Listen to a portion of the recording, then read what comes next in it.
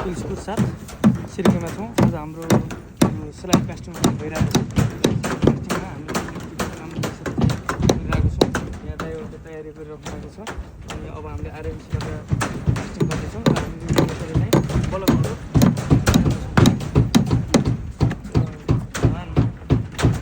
यसरी कभर बलक हामीले प्रत्येक 1-1 मिटरको दूरीमा कभर बलक लगाइरहेको छौँ। यो कभर बलक लगाएपछि के हुन्छ भने शरीर तल बस्दैन र भोलि रस्टिङको सम्भावना चाहिँ एकदम न्यून हुन्छ। त्यसरी नै कभर बलक लगाएको छौँ। र हामीले यो यहाँनिर जहाँ कोलम छ, कोलमतिर यो बिम पनि परेको छ। र हामीले यो बिम क्यान्टिलिभर बिम नभएर 2 फिट मात्रै छ र यसलाई उता क्यान्टिलिभर लगेको छैनौँ। त्यसैले यसरी माथिको यो याल तलको याल माथि छ। र हामीले यो रिङ पनि बान्ने बेला यो 20मा 5 इन्चमा बिम बानेको छौँ भने यहाँ हाम्रो कम्प्रेसन जोनमा यो तल र माथि छ। 1-2 ठाउँमा यो अलिकति यो हामीले यसरी यो कम्प्रेसन लाग्ने ठाउँमा माथि तल अल्टर गराएर चाहिँ यसरी राखेको छौँ। हुक यसरी तल माथि यसरी गराएको छौँ भनेपछि अब प्रायः चाहिँ कम्प्रेसन जहाँ हुन्छ, कम्प्रेसन हुने ठाउँमा चाहिँ तलतिर हुने त्यो फुट्ने सम्भावना हुन्छ। टेन्सन लाग्नेतिर चाहिँ माथितिर चाहिँ राख्नुपर्ने हुन्छ। यो स्ल्याब कास्टिङ भइरहेछ है, त्यो स्ट्रक्चर एनालाइसिस गरेको घरको। यसको चाहिँ हामीले ग्याप नाप्छौँ। यसको ग्याप चाहिँ 5 इन्चीको हुन्छ। हेर्न सक्नुहुन्छ हजुरहरूले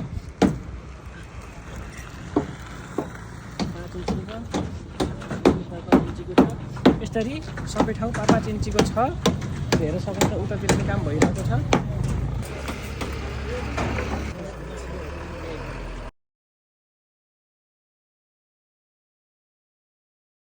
भाडाको लागि हाम्रो ट्र्याक्टर गाडी आएको छ है। मेसिनले ट्र्याक्टर स्लरी सिमेन्टको स्लरी हालिदिने हो सर लाएर है। हेलो नमस्ते। हामी छौँ तुलसीपुर 7 खर्चुवामा। यो पटाप कृषिको बन्दै गरेको घरको आज ढलाइ हुने कार्यक्रम भइरहेको छ। अगाडिको भाग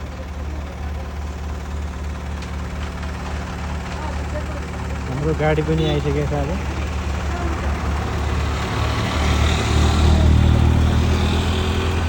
छतमा भिजिट गराउँछौँ हामी है। रोज सेटरिङको काम यसरी निर्माण पनि भइसकेको छ।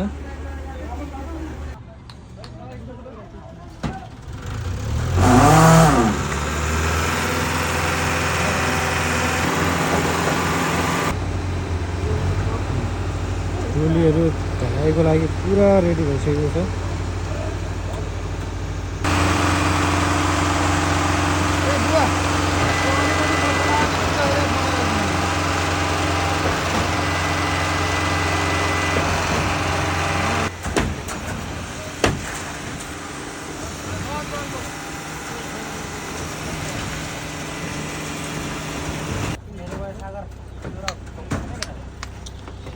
के छ अङ्कल? ठिक छ नि? एकदम बढिया।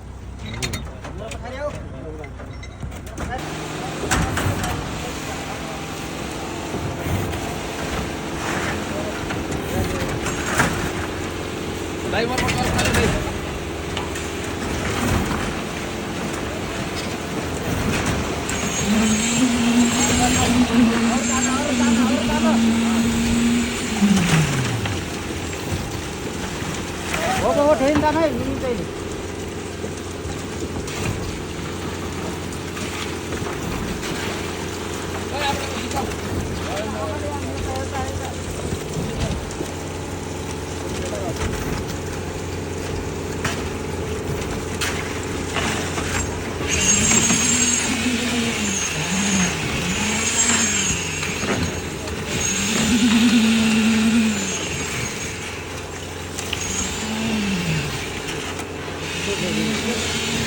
गरेर धमान भइरहेको छ। भाइब्रेटर पनि निस्किरहेको छ। यो बिलमा भाइब्रेटरमा चाहिँ भाइब्रेटर लगाउने भनेर धेरै लगाउनु मिल्दैन। कम्तीमा पनि 8 देखि 12 सेकेन्ड हेरेर, होइन भने यसको कलरीहरू तल जाने चान्स हुन्छ। 8 देखि 10 सेकेन्ड